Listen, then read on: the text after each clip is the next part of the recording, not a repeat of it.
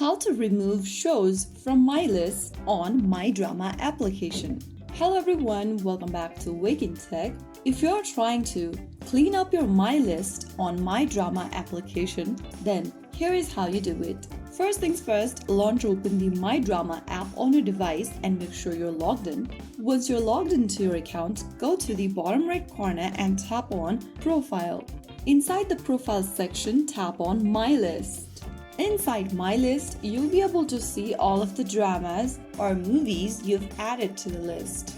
To delete one of those lists, simply tap on the pencil button at the top right corner and you'll see a small trash icon right next to each drama or movie. Tap on it to delete the specific item from the list. Repeat this process for every other item you'd like to delete from my list. So that's it.